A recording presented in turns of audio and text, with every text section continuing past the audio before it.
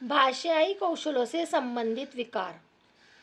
बच्चों द्वारा भाषाई कौशलों में निपुणता प्राप्त करने में निम्नलिखित विकार अवरोध की भूमिका निभाते हैं, जिनका उपचार किया जाना अति आवश्यक है।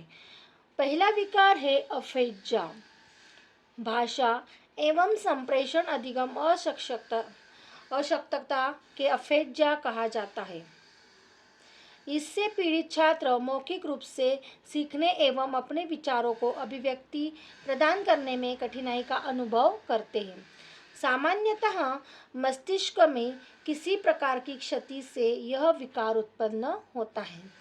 मस्तिष्क में क्षति के कारण बातचीत करने में आंशिक या पूर्णता अक्षमता को डिस्पेजिया कहा जाता है। दूसरा विकार है एलेक्सिया। मस्तिष्क में किसी प्रकार की क्षति के कारण पढ़ने में अक्षमता को एलेक्सिया कहा जाता है। इसे शब्द अंधता या पाठ्य अंधता या विजुअल अफेज्जा भी कहा जाता है। यह अर्जित एक्वायर्ड डिस्लेक्सिया है।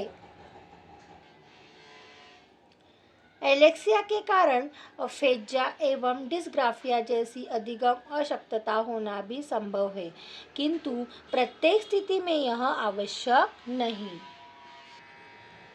डिस्लेक्सिया। डिस्लेक्सिया एक व्यापक शब्द है जिसका संबंध पठन विकार से है। इस अधिगम अशक्तता के बालक को पढ़ने में कठिनाई होती है, क्योंकि वह कई शब्दों के कुछ अक्षरों जैसे ड़ व ड में विभेद नहीं कर पाते हैं।